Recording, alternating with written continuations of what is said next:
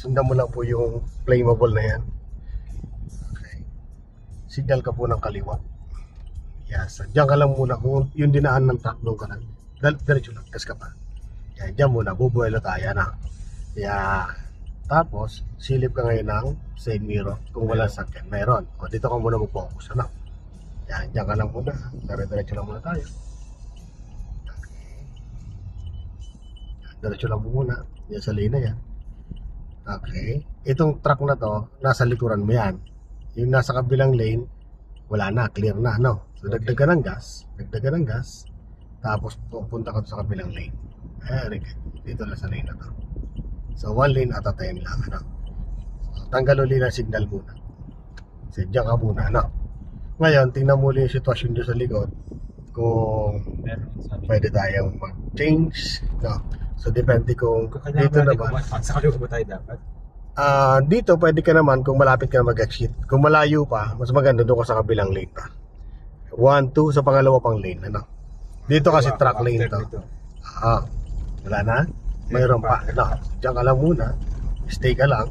So, after nya, wala nang kasunod. Okay, sunod ka sa kanya, sa patay niya. Very good. Yan. Dahil silip ko ulit ng isa pa, mayroon sakyan sa likod niya na. Mayroon. Diretso ka lang muna. Focus ka lang muna sa lane na to. Ito, wala na. After nya, sunod ka sa kanya. Gas. Very good. So, ito yung lane ng mga light vehicle talaga. Yun ang mga kabila, overtaking lane yan. So, dapat di ka nawawala sa tamang lane. No. So, kailangan yung position ng sakyan mo ay nasa gitna lang ng lane dalawang guhit na to. No? Yan. Kaya focus mo dun lang sa harapan. Yan lang. Yung sinusundan mo, nandun attention mo sa kayong dalawang side ng guhit na yan. Para pantay lang. No.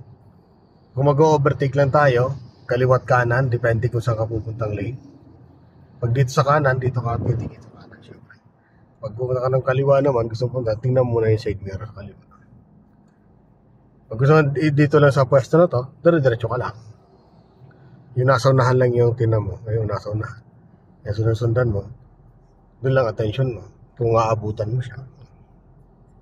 Tapos itong nasa gilid, kung mag-change sila ng lane, papunta doon sa iyo, no? So, alala lang sa brake kasi medyo lumalapit ka sa kanila. Diretso lang po. So, kailangan position ng yung sakyan, ma-maintain natin sa gitna. Yan.